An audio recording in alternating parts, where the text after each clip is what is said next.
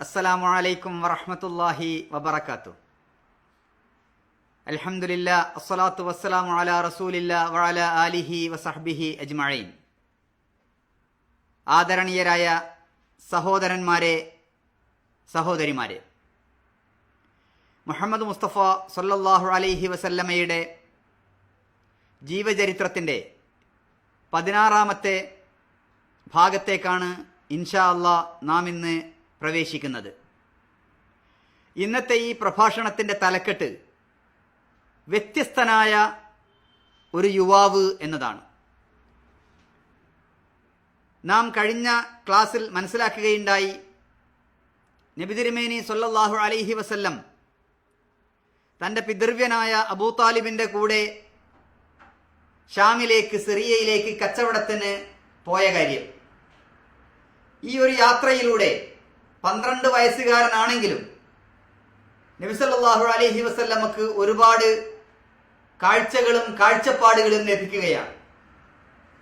വിവിധങ്ങളായ ആളുകളുമായി കാണാനും സംവദിക്കുവാനും വ്യത്യസ്ത ദർശനങ്ങളും ആചാരങ്ങളും മനസ്സിലാക്കുവാനുമുള്ള ഒരു അവസരം നബി സല്ലല്ലാഹു അലൈഹി വസല്ലമക്ക് ലഭിക്കുകയാണ്. ഇത് ഒരുപാട് ചിന്തകൾ, ബാലനായിരുന്നുവെങ്കിലും ഒരുപാട് ചിന്തകൾ, ഒരുപാട് ചോദ്യങ്ങൾ നബി സല്ലല്ലാഹു അലൈഹി വസല്ലമയുടെ മനസ്സിലേക്ക് ഇട്ടുകൊടുക്കുന്നുണ്ട്.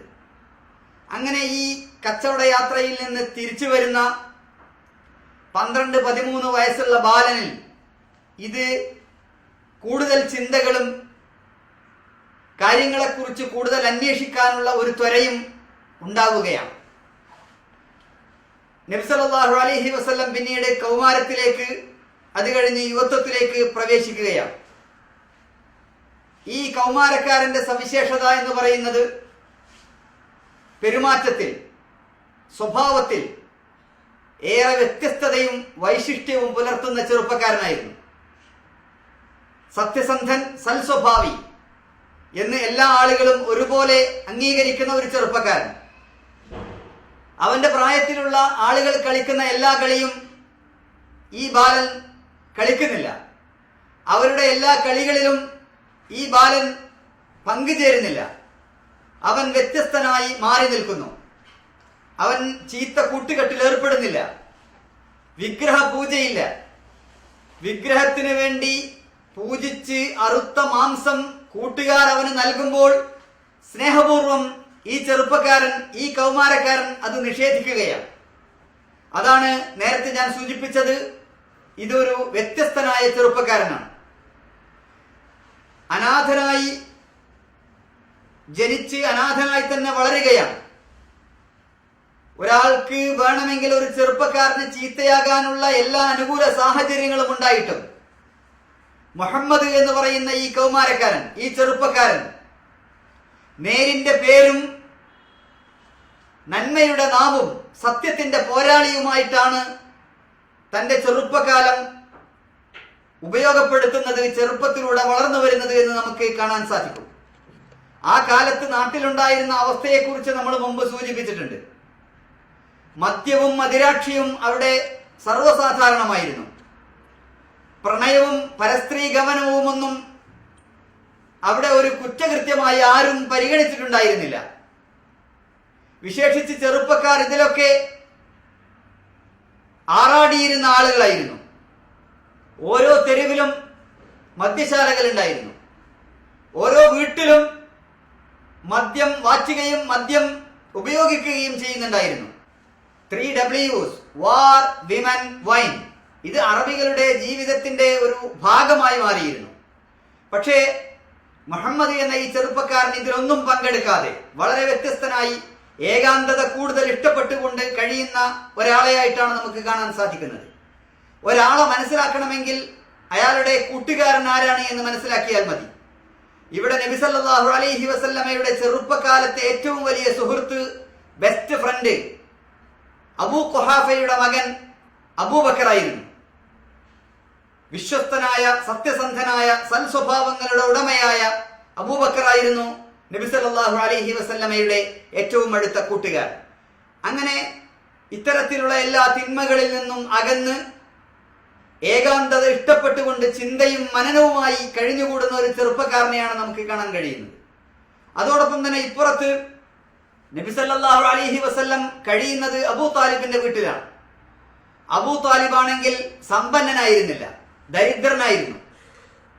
സ്വാഭാവികമായും അബൂ താലിബിന്റെ വീട്ടിലേക്ക് ജോലി ചെയ്ത് കൊണ്ടുവരുന്ന വരുമാനമുണ്ടെങ്കിൽ അത് കൂടുതൽ ഉപകാരപ്രദമാകുമെന്ന് മനസ്സിലാക്കി നബി സല്ലല്ലാഹു അലൈഹി വസല്ലമയും തന്റെ 15ാമത്തെയും 16ാമത്തെയും ഒക്കെ വയസ്സിൽ ആടുമേക്കാൻ പോകുമായിരുന്നു. ആടുമേച്ച് കിട്ടുന്ന വരുമാനം വീട്ടിലേക്ക് കൊണ്ടുവരുമായിരുന്നു. അത് അബൂ താലിബിന്റെ വീട്ടിലേക്ക് ഒരു സഹായമാകുമെന്നും നബി സല്ലല്ലാഹു അലൈഹി വസല്ലം മനസ്സിലാക്കി. ഇമാം ബുഖാരി റിപ്പോർട്ട് ചെയ്യുന്ന ഒരു ഹദീസിലുണ്ട്, നബി തിരുമേനി സല്ലല്ലാഹു അലൈഹി വസല്ലം പറയുന്നുണ്ട്, എല്ലാ പ്രവാചകന്മാരും ആട് മേയിച്ചിട്ടുണ്ട് എന്ന്. അതൊരു ട്രെയിനിങ് ആയിരുന്നു. പ്രവാചകന്മാർക്ക് ജീവിതത്തെക്കുറിച്ച്, ജീവിതത്തിന്റെ പെരുമാറ്റത്തെക്കുറിച്ച്, ക്ഷമയെക്കുറിച്ച്, ആളുകളെ നയിക്കേണ്ടത് എങ്ങനെയെന്നതിനെ കുറിച്ചൊക്കെ ലഭിക്കുന്ന ഒരുപാട് പാഠങ്ങൾ പകർന്നു നൽകുന്ന മരുഭൂമിയിലെ ഒരു ട്രെയിനിങ് ആയിരുന്നു ആടുമേയ്ക്കൽ എന്ന് പറയുന്നത്. എല്ലാ പ്രവാചകന്മാരും ഈ ട്രെയിനിങ്ങിലൂടെ കടന്നുപോയിട്ടുണ്ട് എന്ന് റസൂലുള്ളാഹി സ്വല്ലല്ലാഹു അലൈഹി വസല്ലം പറയുന്നുണ്ട്. അബൂ ഹുറൈറ ഉദ്ധരിക്കുന്ന ഒരു ഹദീസിൽ കാണാം, ഖാല റസൂലുള്ളാഹി സ്വല്ലല്ലാഹു അലൈഹി വസല്ലം മാ ബഅസല്ലാഹു നബിയൻ ഇല്ലാ റഅൽ ഗനം. അല്ലാഹു ആട് മേയ്ക്കുന്നവനായിക്കൊണ്ടല്ലാതെ ഒരു പ്രവാചകനെയും പറഞ്ഞയച്ചിട്ടില്ല. എല്ലാ പ്രവാചകന്മാരും ആട് മേയിച്ചിട്ടുണ്ട്. അപ്പോ സഹാബിമാർ ചോദിക്കുന്നുണ്ട്, ഫഖാല അസ്ഹാബു വ അൻത യാ റസൂലല്ലാഹ്. അപ്പോൾ അനുചരന്മാർ നബിയോട് ചോദിക്കുന്നുണ്ട്, നബിയെ അങ്ങും ആട് മേയിച്ചിരുന്നോ? അഥവാ നബി സല്ലല്ലാഹു അലൈഹി വസല്ലമ ആട് മേയിച്ചിരുന്നു എന്ന കാര്യങ്ങളൊന്നും അനുചരന്മാർക്ക് അറിയുമായിരുന്നില്ല. അപ്പൊ നബി വിശദീകരിക്കുന്നുണ്ട്, ഫഖാല നഅം, അതെ, കുന്തു അർആഹ അലാ ഖറാരീത ലി അഹ്ലി മക്ക. മക്കക്കാർക്ക് വേണ്ടി ഏതാനും നാണയത്തുട്ടുകൾക്ക് വേണ്ടി, ചെറിയ ദിർഹമനും ദീനാറിനുമൊക്കെ വേണ്ടി ഞാൻ അവർക്ക് വേണ്ടി അവരുടെ ആടുകളെ മേച്ചിൽപ്പുറങ്ങളിൽ മേയ്ക്കാറുണ്ടായിരുന്നു. വൽ ഹദീസു റവാഹു ഇമാം ബുഖാരി. റസൂലുള്ളാഹി സ്വല്ലല്ലാഹു അലൈഹി വസല്ലം അങ്ങനെ വിശദീകരിക്കുന്നതായി കാണാം. അതുവഴി പടച്ചവനെ കുറിച്ച് കൂടുതൽ ചിന്തിക്കുവാനും മനസ്സിലാക്കുവാനും സാധിക്കും. പ്രപഞ്ചത്തെക്കുറിച്ചും പ്രപഞ്ചത്തിലെ കോടാനുകോടി നക്ഷത്രങ്ങളെക്കുറിച്ചുമൊക്കെ ഇങ്ങനെ ഏകാന്തമായി മനസ്സിലാക്കുവാനും ഒക്കെ സാധിക്കുന്ന ഒരവസരമാണ് ആടുമേയ്ക്കൽ എന്ന് പറയുന്നത്. നബി സല്ലല്ലാഹു അലൈഹി വസല്ലം നിർവഹിച്ചിരുന്നു. ഇനി നബി സല്ലല്ലാഹു അലൈഹി വസല്ലമയുടെ കൗമാരപ്രായത്തിലുണ്ടായ ഉക്കാദ് ചന്തയിൽ പൊട്ടിപ്പുറപ്പെട്ട ഒരു യുദ്ധത്തെക്കുറിച്ച് നമുക്ക് ചെറുതായി ഒന്ന് മനസ്സിലാക്കി നോക്കാം.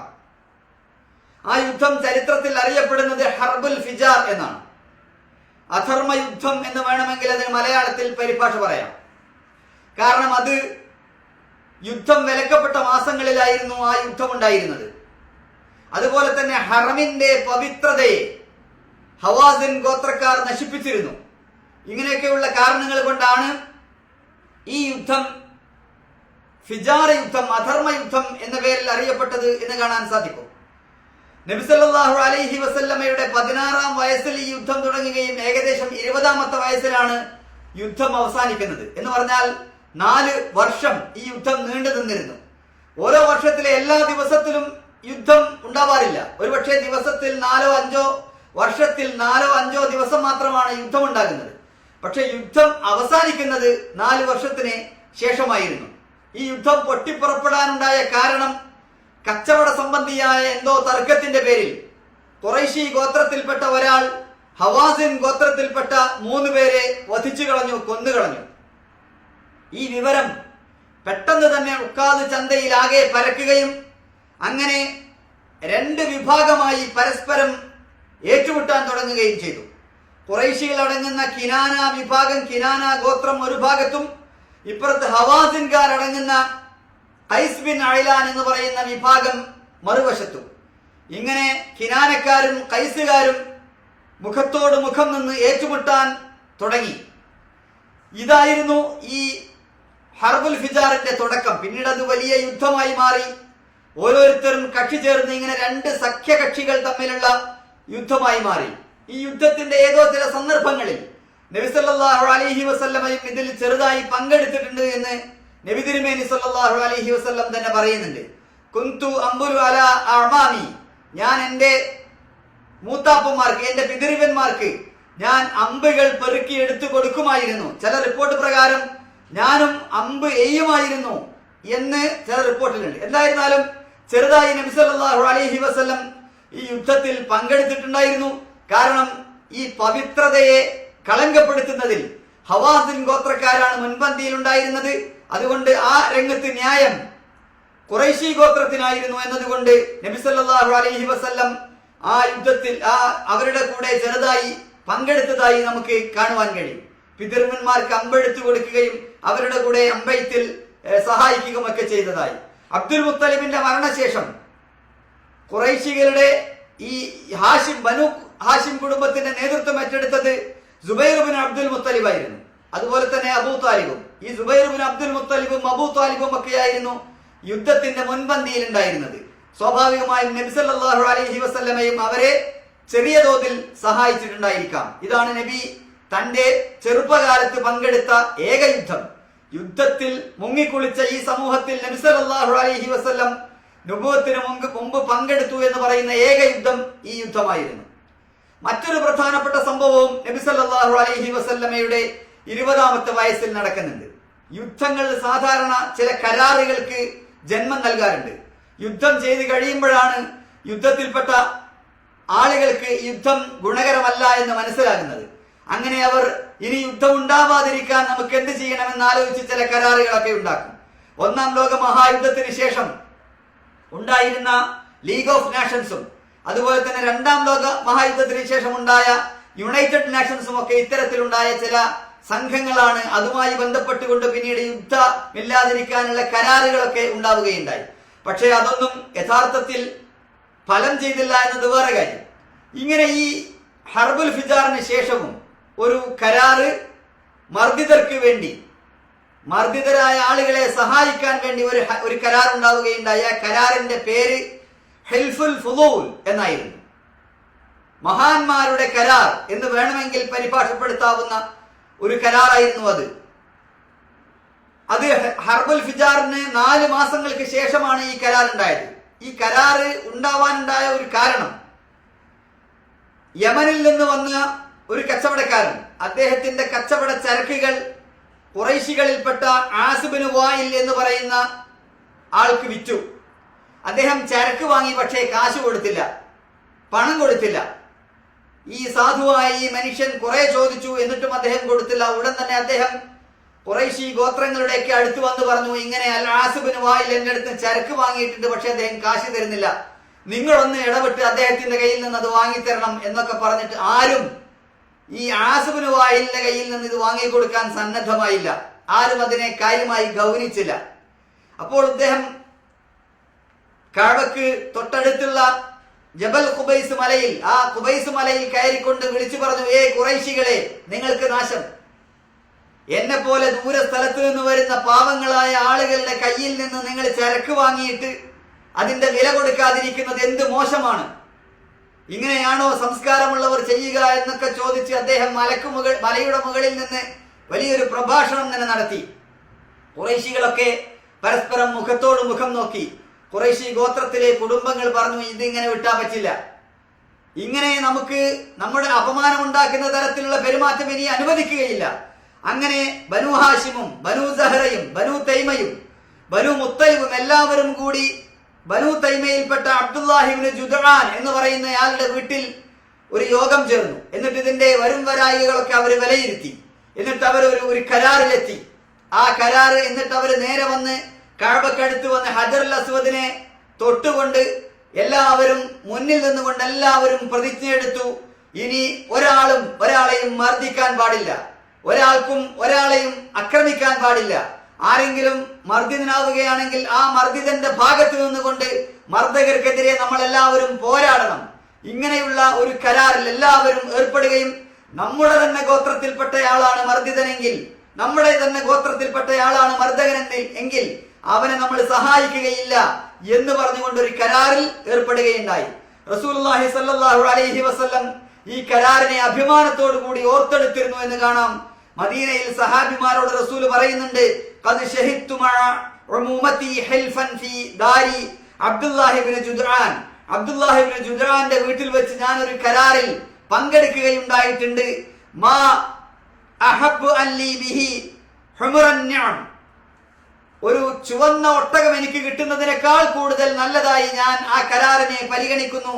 വലൗ ദുഈതു ബിഹി ഫിൽ ഇസ്ലാം ലഅജബ്തു, ഇനി ഈ ഇസ്ലാമിന്റെ കാലത്ത് ഇപ്പോഴും എന്നെ ആരെങ്കിലും അത്തരത്തിലുള്ള ഒരു കരാറിന് വിളിക്കുകയാണെങ്കിൽ തീർച്ചയായും ഞാൻ അതിൽ പങ്കെടുക്കും എന്ന് റസൂലുള്ളാഹി സ്വല്ലല്ലാഹു അലൈഹി വസല്ലം പറയുന്നുണ്ട്.